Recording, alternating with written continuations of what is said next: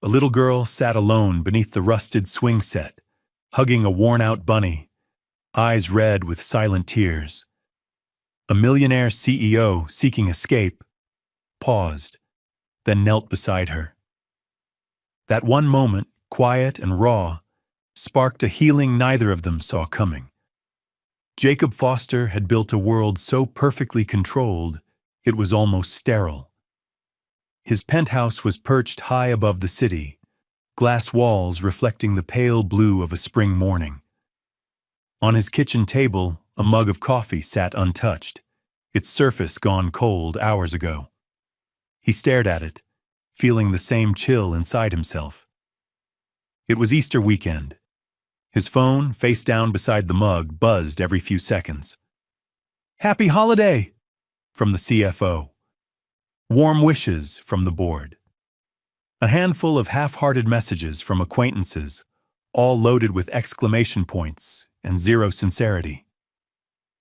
Jacob scrolled through them, his own hollow eyes ghostly in the reflection. No message from his brother, no call from anyone who mattered. A familiar ache crept beneath his ribs. He stood and crossed to the window, watching the city bloom below. Parks turning green, people strolling with dogs, kites fluttering in the wind. He pressed his palm to the glass, but the world outside felt impossibly distant.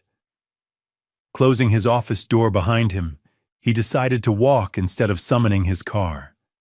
He needed air, or maybe just escape.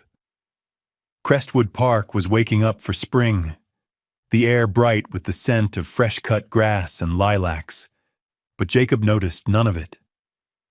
His mind ticked over numbers, deals, empty rooms, the quiet loneliness of every night. He drifted along the path, shoes crunching on last year's mulch, lost in thought, until a sound cut through everything. A sob, so faint he almost missed it. He stopped, heart thumping, the noise slicing through the numbness like a razor. For a moment, Jacob's whole body went rigid. A sharp pain shot through his chest, as if someone had plucked a string deep inside him. He looked around, unsure, almost afraid. The old swing set stood at the edge of the park, its chains creaking softly in the breeze. That's where he saw her. A little girl, no older than 8, hunched on the ground beneath the swings, knees hugged to her chest, filthy sneakers splayed out. Her hair was matted, the knees of her jeans torn, and in her arms she clutched a battered gray bunny, one ear hanging by a few loose stitches. Her cheeks were streaked with grime and tears. She flinched as Jacob approached, shrinking away as if she expected to be struck. "Hey," he managed softly, crouching down several feet away, careful not to crowd her. "Are you hurt?" His hands shook, and his own voice sounded strange to his ears. The girl shook her head, eyes darting over his shoulder, as if she expected someone far worse to be following. "Please don't let them find me." Her voice was a broken whisper, barely more than air. Jacob felt his breath catch again. He noticed bruises on her wrists, raw, patches of skin peeking through her sleeve. "No one's going to hurt you," he said, voice unsteady. "Not while I'm here, I promise." He eased himself onto the mulch, the cold seeping through his dress pants. His heart hammered, his palms clammy, guilt and panic swirling together. He wanted to reach out, but he didn't move, afraid a single wrong gesture would send her running. The silence stretched between them, heavy as stone. Jacob's mind raced. What was he supposed to do? Call the police? Find her parents? But the terror in her eyes told him everything he needed to know. Whoever she was hiding from, it wasn't a misunderstanding or a tantrum. He glanced at the bunny, its fur ragged and well-loved. "Is your name Bunny?" he asked, forcing a weak smile. The girl shook her head, a wisp of hair falling into her eyes. "My name's Nora," she said, so quietly he almost missed it. Jacob swallowed. "I'm Jacob. I want to help." His throat tightened. He remembered being small and scared, pressed up against a wall, listening for footsteps that meant danger, not safety.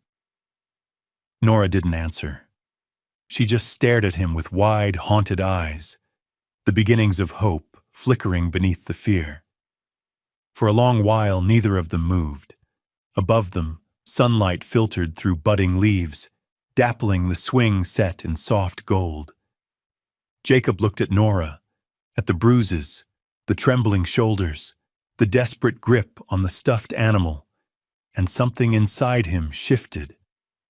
All the business meetings, the late-night emails, the money, the accolades, none of it had ever prepared him for this moment, or for the terrible, fragile trust he saw kindling in a child's gaze.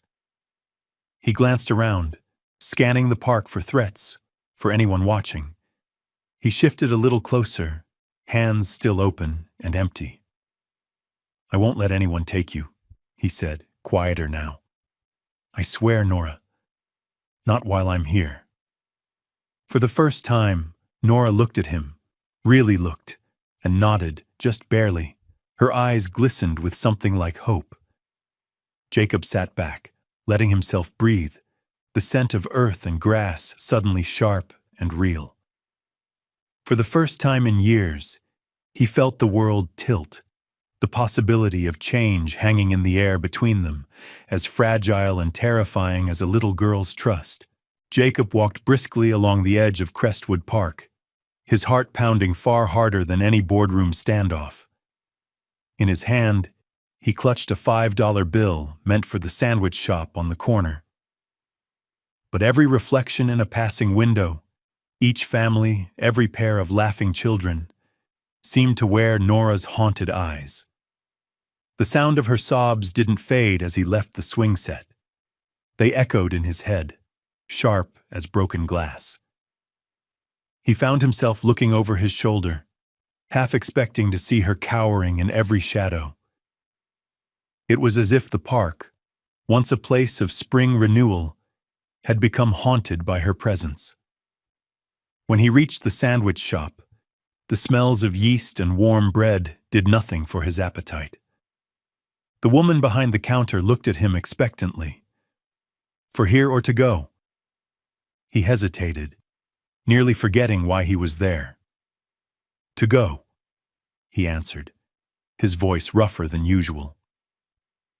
As she wrapped up a turkey sandwich and poured apple juice into a small paper cup, Jacob's phone buzzed again.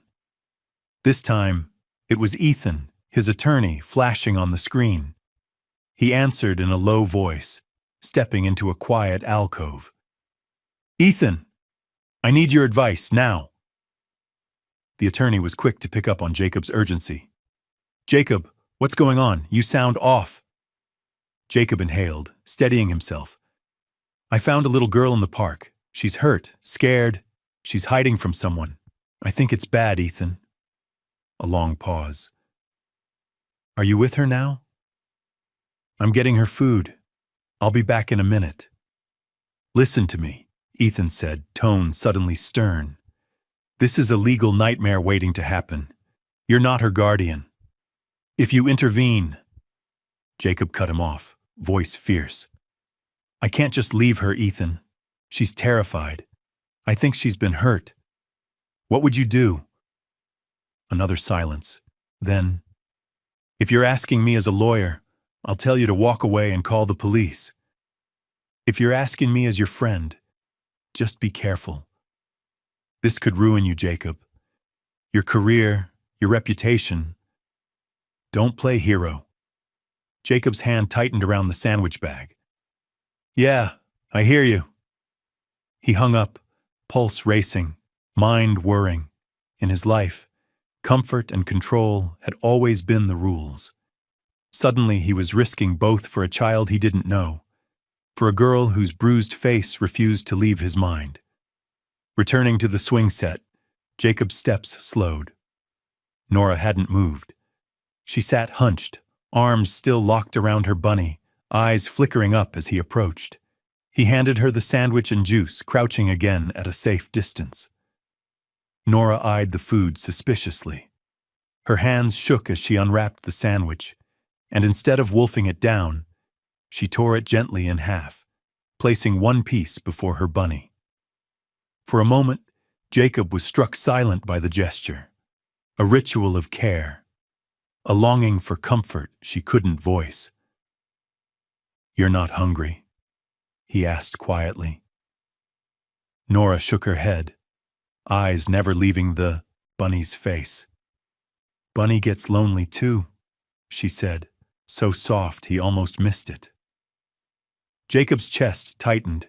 He placed his phone beside her on the bench, the screen lighting up with more notifications. Urgent, impersonal, relentless. "You can call anyone you want," he offered. "Anyone at all." Nora barely glanced at the phone. No one would come. The words landed between them like a stone dropped in water. He reached out just a little and tucked his hands in his lap so she could see he meant no harm. "Is there anyone I can call for you? A teacher, maybe?" Nora's face flickered. "No teachers. They just send notes home." She paused, then added, "He reads them. Gets mad." Jacob felt a chill ripple through him. "Who is he, Nora?" She shook her head and buried her face in her bunny's fur. "Don't make me go back. Please." Before he could answer, the distant rumble of a car engine caught his ear. A police cruiser rounded the edge of the playground, blue stripes glinting in the sun. Nora's breath hitched. She scooted closer to Jacob, fingers white-knuckled on her bunny. He could hear her heartbeat, rapid and loud as a trapped bird. "Shh," he murmured, keeping his voice low, steady. "It's okay. I won't let them take you. I promise." The cruiser slowed, tires crunching gravel. Jacob sat up a little straighter, every nerve alert. He forced himself to look calm as the officer glanced their way, then continued along the road, not stopping. As the car disappeared, Nora slumped in relief, tears brimming in her eyes. "Why are you helping me?" she whispered, so broken he nearly missed it. Jacob thought of his own childhood, the shouting, the slammed doors, the quiet misery no one ever noticed. "Because I know what it's like to feel alone," he said, voice raw. They sat in the growing shade of the old swing set, sharing the silence. Nora nibbled her sandwich, offering crumbs to her bunny. Jacob's phone vibrated again, but this time he didn't reach for it. For once, the world could wait. As the sun drifted lower and the playground emptied, a quiet understanding settled between them. But Jacob knew nothing about this was simple. The next move would change everything. The day wore on, and the warmth of spring faded into the uncertain cool of dusk. Jacob's resolve had outlasted his nerves. He sat with Nora beneath the battered old swing set long after the last child had been called home, his mind churning with what-ifs. The park emptied, shadows lengthening across the grass. When a brisk wind swept through the trees, Nora shivered, clutching her bunny so tightly its seams strained. Jacob realized then that whatever boundaries had once separated his world from hers had quietly collapsed. The only thing that mattered was getting her somewhere safe. Tonight, not tomorrow. "Let's get you out of the cold," he said softly, rising and holding out a tentative hand. Nora hesitated, her eyes searching his, looking for any hint of betrayal. When she finally stood, it was with the awkward, skittish grace of someone unaccustomed to help. They walked the 4 blocks to a small boutique hotel tucked on a quiet street. Jacob's penthouse felt too far, too formal, too vulnerable to questions he couldn't answer yet. He checked in under an alias, barely registering the polite smiles of the desk clerk or the scent of polished wood and lilies in the lobby. All he saw was Nora, wary, silent, clutching her bunny as if it alone could shield her from the world. In the elevator, she stared at the glowing floor numbers, flinching when the bell chimed. The suite was bright and anonymous, filled with the faint aroma of antiseptic and rain-damp wool from Jacob's overcoat. He flicked on the lights and guided Nora to the bathroom, gently unrolling the cuffs of her jacket. Dirt and old blood ringed her wrists. He swallowed the urge to curse. "I need to clean your cuts," he said, voice thick. She watched every move as he retrieved the hotel's first aid kit. The smell of alcohol stung his nose as he dabbed her skin. Nora winced. Not from pain, but from the strangeness of a gentle touch. "It hurts," she whispered, her words almost lost in the hush. Jacob steadied his hand, offering her a shaky smile. "You're really brave, Nora." When he finished, he let her choose from the small stack of hotel pajamas. Her fingers hovered, then landed on the blue ones with tiny moons on the sleeves. She disappeared into the bathroom to change, closing the door with a quiet click. Jacob took a deep breath, surveying the suite, the overstuffed armchair, the unfamiliar paintings, the empty stillness. He felt like a trespasser in his own life. He tried to make hot chocolate, following the instructions on the packet too literally. The microwave beeped, steam fogged the cup, and when he grabbed it, he burned his hand, hissing a curse that made Nora peek out of the bathroom, a small, hesitant smile tugging at her lips. "You're not very good at that," she observed. Jacob, sheepish, handed her the cup and waggled his pinky. "You're right. I guess I need more practice." She climbed onto the bed, bunny and sandwich in tow, arranging them carefully on the pillow. "I have to save half for tomorrow," she explained. She wouldn't lie down until Jacob promised to sit in the armchair. "Are you going to send me back?" she asked as she burrowed under the covers, eyes wary. "No," Jacob said simply. "You're safe tonight. That's all that matters right now." Nora closed her eyes, but her body stayed tense for a long while. Jacob watched her in the dim lamplight, listening to the soft sound of her breathing, the hum of traffic outside. Only when her breath finally slowed did he let himself stand and drift to the window. The city sparkled beneath him, alive and indifferent, 1,000 stories unwinding in the night.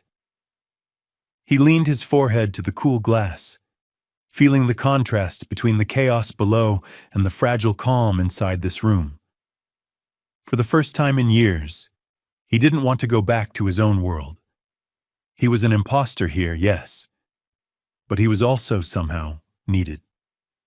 The phone rang. He nearly ignored it, but the display flashed a name he hadn't seen in months: Sarah Foster, his sister. He answered quietly, mindful not to wake Nora. "Jake, is that you?" Her voice was softer, warmer than he remembered. He told her everything: the girl in the park, the bruises, the desperate fear. Sarah listened in silence, then spoke. "You're doing the right thing. Just don't try to fix everything alone. The system is broken, but it's not all bad people. If you need help, call me. I'll talk to someone at the agency tomorrow." Jacob's throat tightened. "Thanks, Sarah. I didn't know who else to call." "I'm glad you called," she said. "You don't have to do this by yourself." When he hung up, Jacob sat by the window and watched the city lights blur, his own reflection flickering in the glass. He thought of contracts, mergers, the power he wielded in every boardroom. None of it prepared him for this: a child's fragile trust, the weight of keeping her safe. He looked back at Nora, curled around her bunny, her sandwich pressed against her chest like a shield. For once, the world outside faded away, and the only thing that mattered was the tiny, complicated universe within those four walls. In that quiet, uncertain room, Jacob realized he'd already made his choice. He would fight for her, whatever it cost. And as sleep finally pulled him under, he whispered to the darkness, "You're safe tonight. I promise." The first light of dawn crept through the hotel curtains, painting pale stripes across the foot of the bed where Nora still slept, curled around her bunny and the last bit of her sandwich. Jacob had been awake for hours, mind racing in anxious circles. He'd checked the hallway twice, peered nervously through the peephole at every sound. The city felt less like a living thing this morning, more like a distant threat, crouching just outside the glass. He was still pacing when there was a firm knock at the door. Not the tentative tap of room service, but the purposeful, practiced rap of authority. Jacob's heart leapt into his throat. He crossed the room and opened the door a crack. On the other side stood a woman in her 40s, hair pulled into a neat twist, a crisp shirt beneath her raincoat. She held a clipboard, her badge glinting in the early light. "Good morning. I'm Janet Price from Child Protective Services. May I come in?" Nora was already awake, her eyes wide, clutching her bunny so hard, Jacob thought the seams might finally give.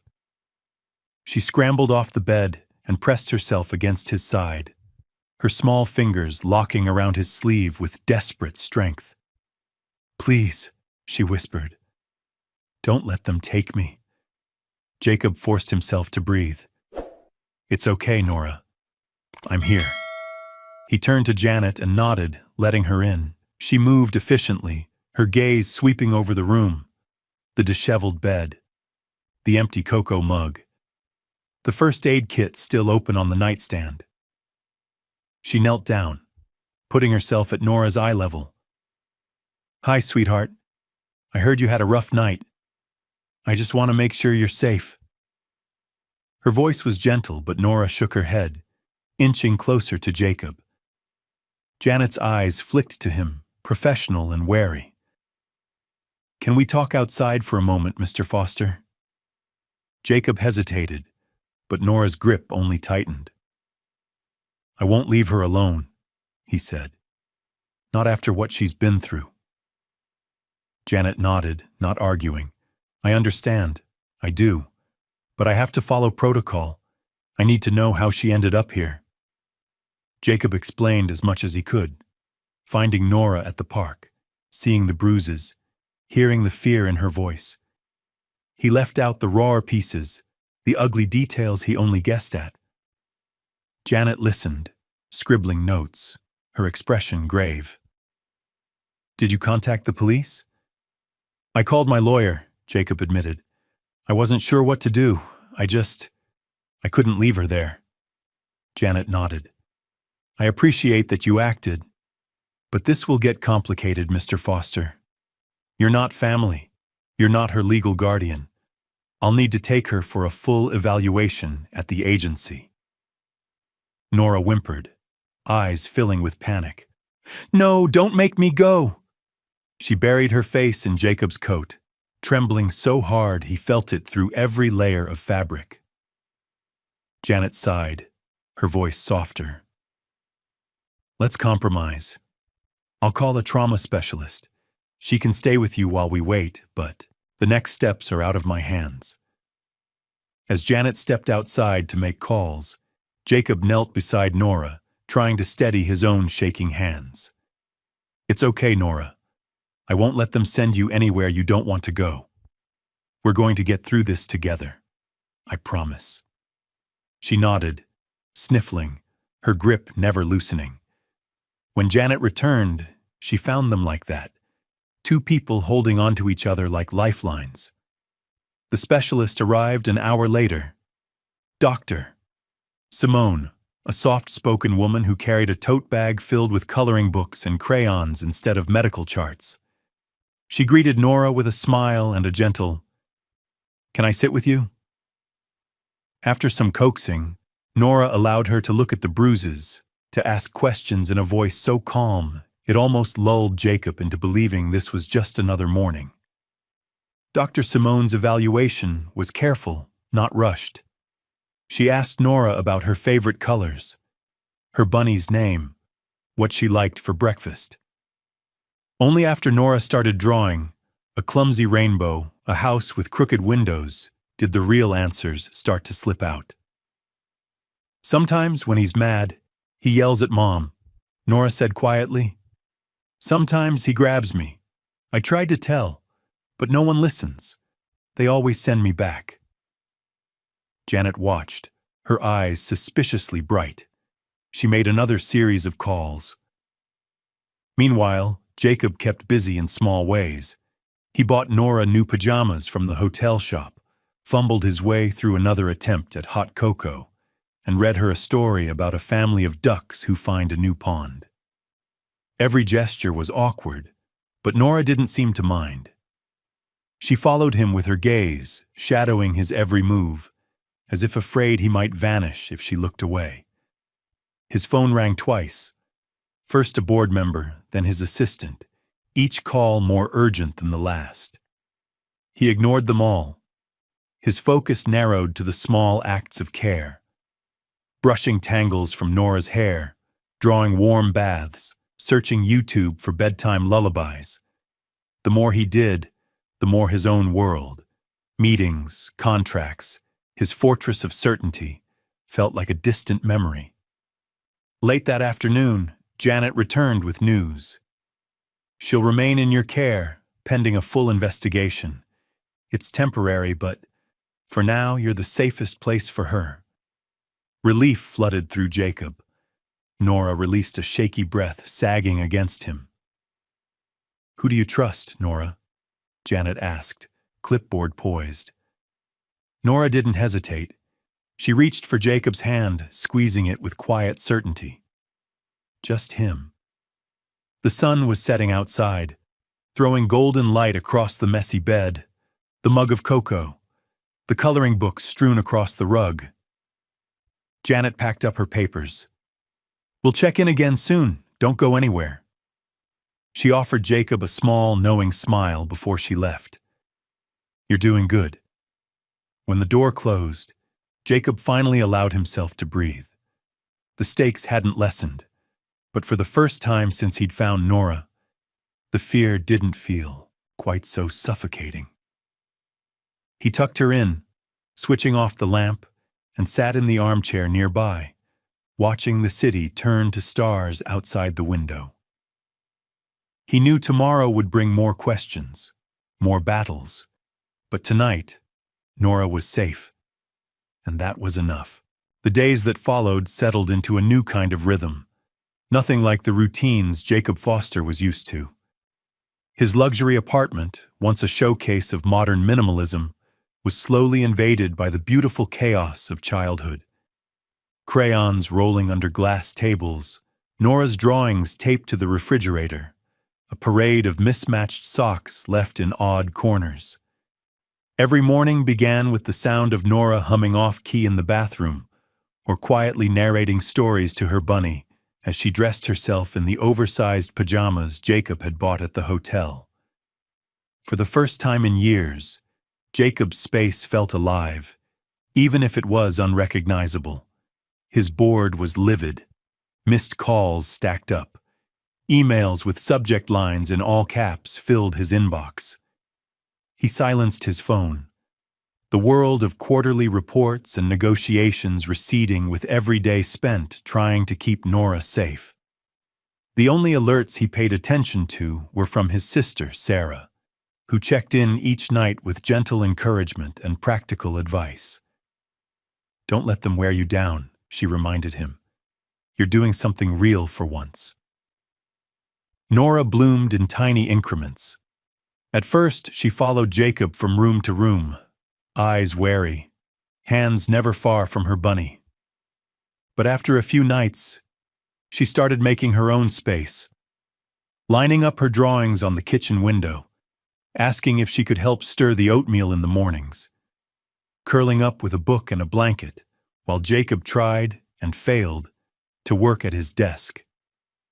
Sometimes she would draw quietly while he took calls.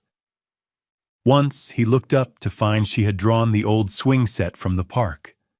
2 small figures beneath it, one with wild hair and big eyes. She didn't say anything, but she left it on his desk, her name written in careful letters at the bottom.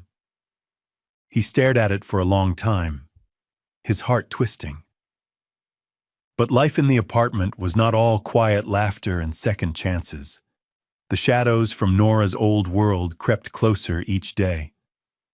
The mother's boyfriend, Calvin, began leaving voicemails on Jacob's office line, each one more threatening than the last. "You've got something that belongs to me," Calvin's voice rasped through the speaker, "and I'm not done." Sometimes Calvin lingered outside the building in his beat-up sedan, watching the entrance. Nora would freeze when she spotted him through the window, her body going rigid with terror. Jacob took to checking every lock, every camera, more than once each night. He wanted to call the police, but Sarah warned him to wait for the legal process. "Just keep documenting everything. Don't give them any reason to accuse you of overstepping." Nora noticed Jacob's tension. One evening she approached him, her bunny clutched to her chest. "Are you scared?" she asked quietly. Jacob crouched down, looking her in the eye. "I am," he admitted. "But I'm more scared of what would happen if I did nothing." That night, as he attempted to make spaghetti, ending with a pot stuck to the stove and tomato sauce splattered across his favorite white shirt, Nora burst into giggles. It was such a pure sound, so unlike the tight, frightened laughter he'd heard before, that Jacob stopped and just watched her, chest tight with something he hadn't felt in years. He realized, as he wiped the sauce off his sleeve, that he was smiling too.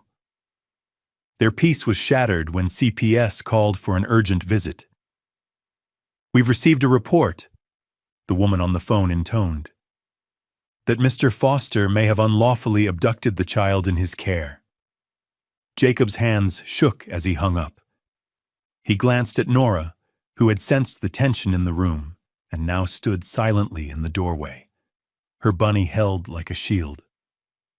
2 social workers arrived that afternoon, notebooks ready, eyes cool. They questioned Nora gently, but she stiffened, eyes darting to Jacob, her words clipped and careful. "I want to stay here," she whispered. "He's the only one who listens." They asked about her bruises, about her mother's boyfriend, about the night in the park. Jacob watched, helpless, as Nora fidgeted, fear leaking out in small gasps. "He gets mad," she whispered, staring at her hands. "But Jacob never yells. He makes me cocoa." After a long, tense hour, the social workers left, promising to follow up soon.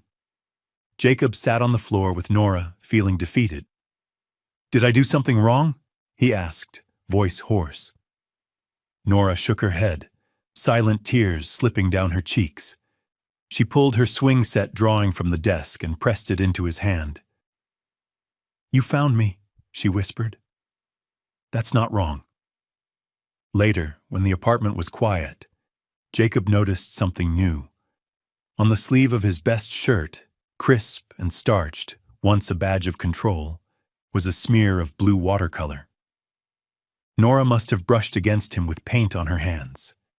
He touched it gently, and for the first time, he didn't mind the mess. The stain felt like proof that life was finally creeping back in.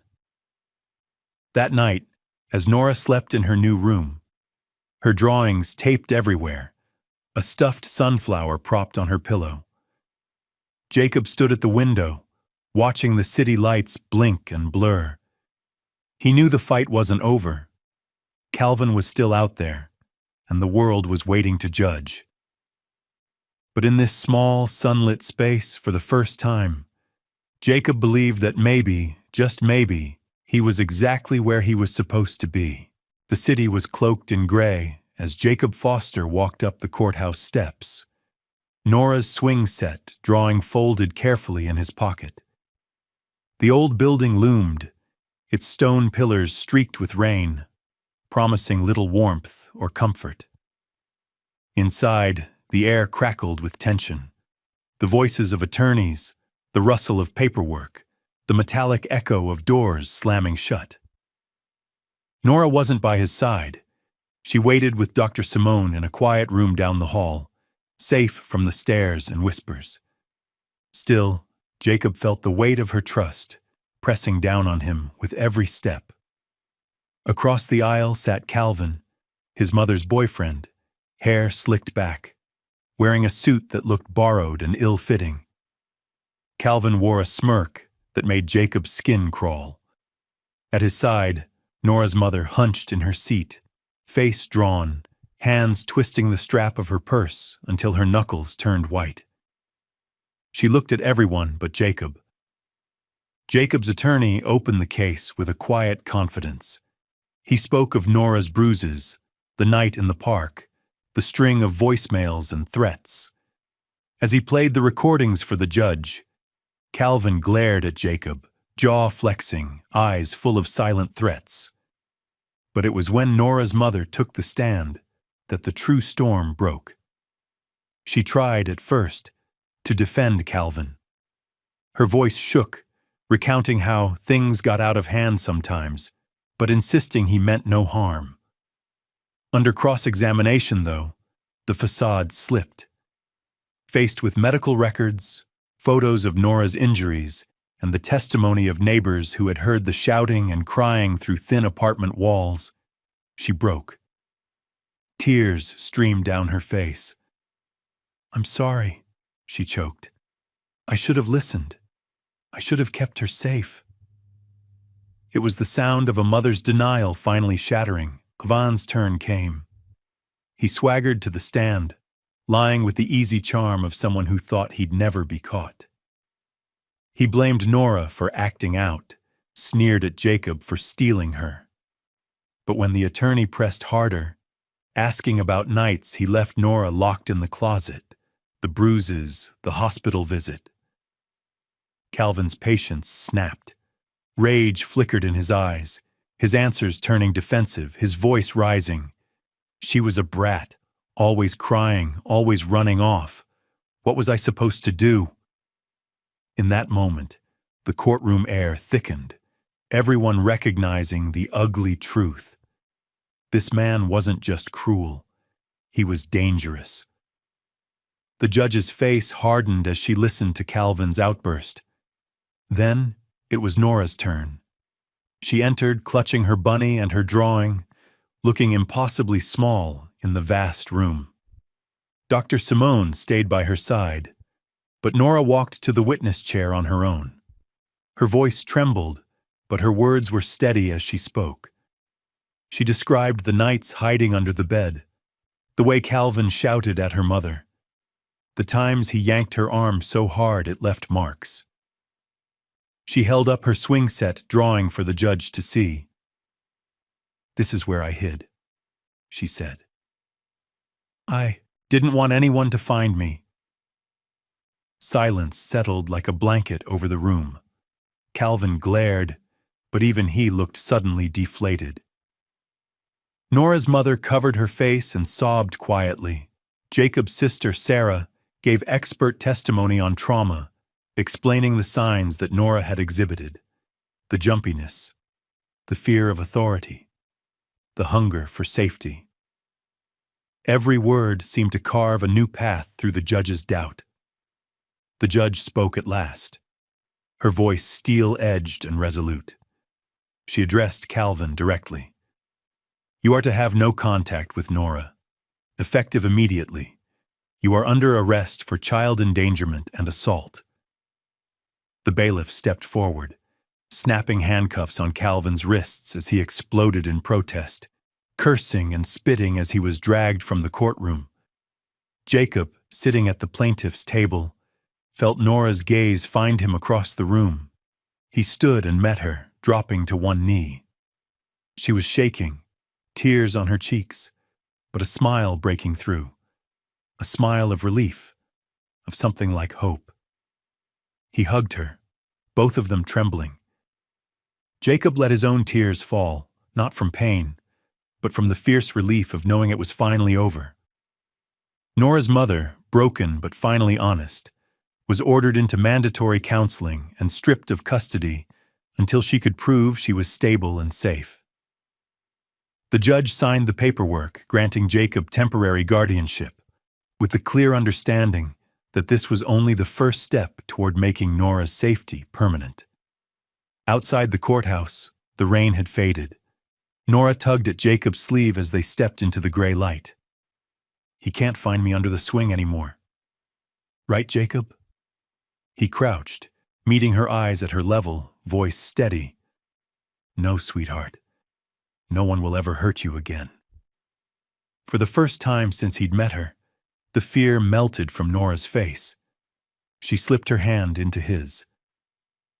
As they walked down the courthouse steps, the city suddenly felt brighter, the world a little safer.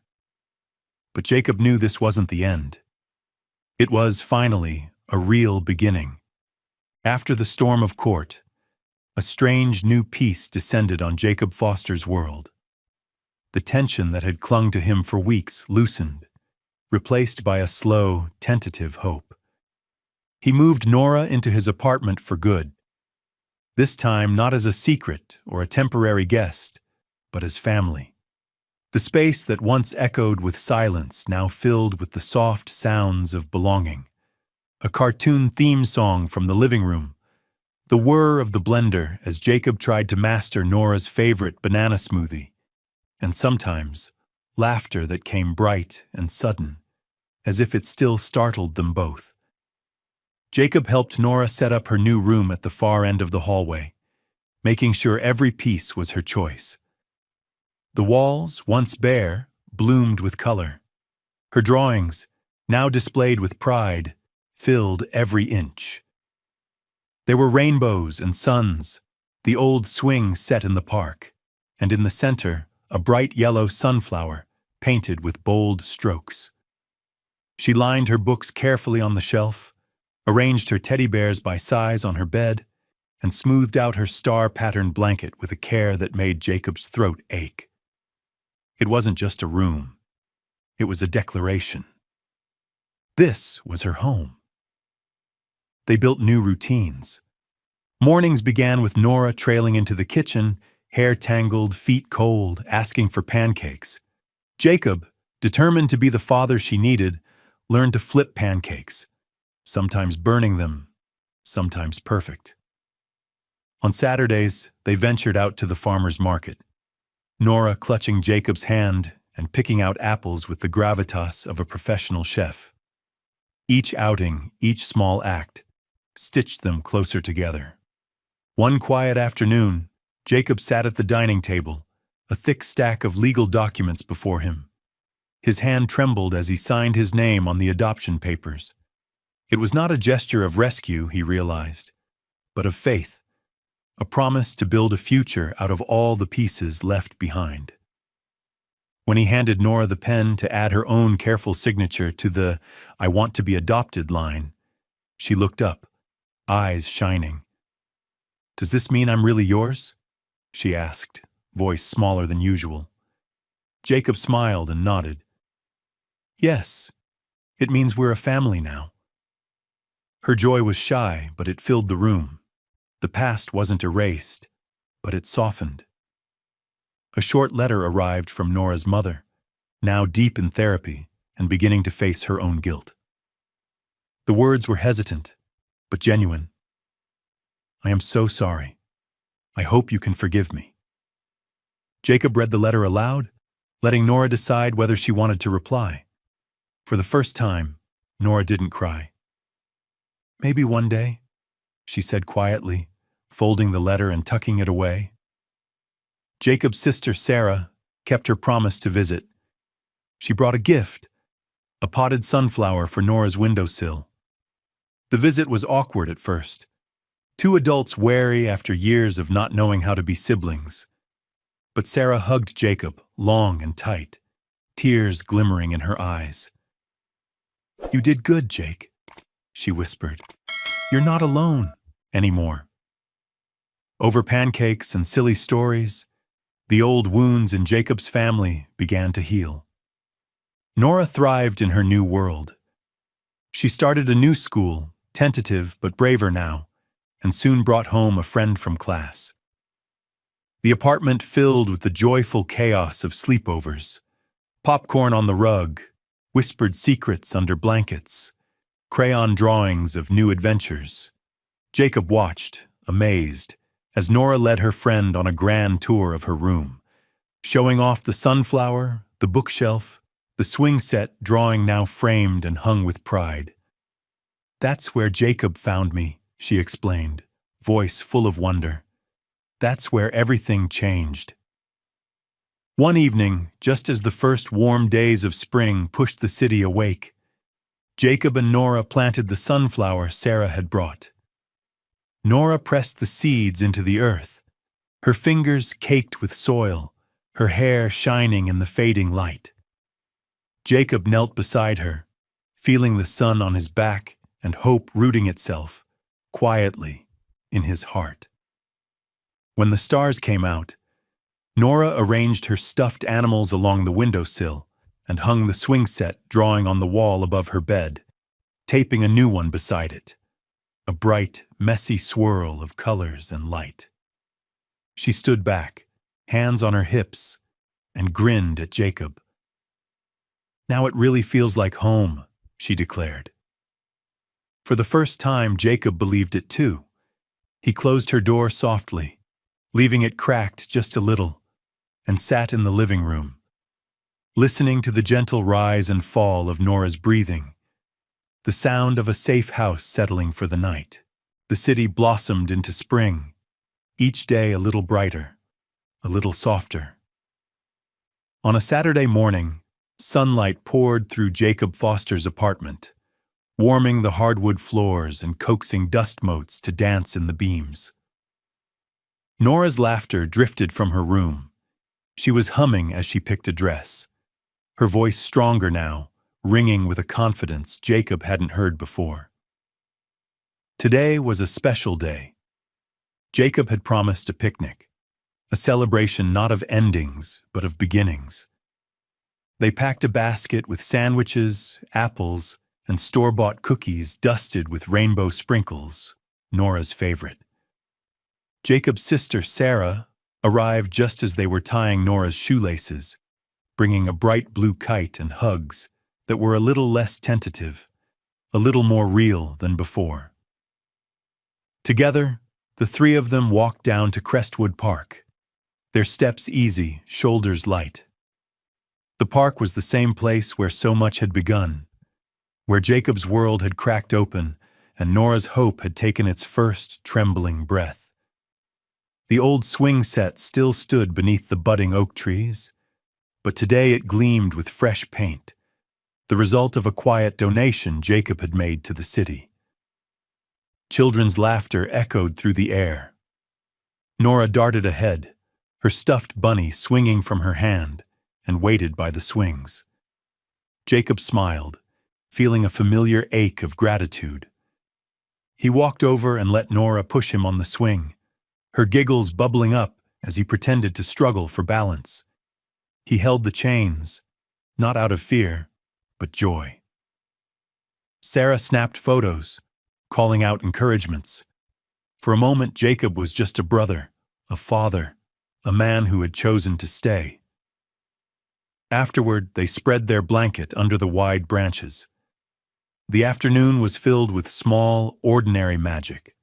Sarah showing Nora how to fly the kite, Jacob helping her draw a chalk sunflower on the sidewalk, the three of them sharing stories, old and new.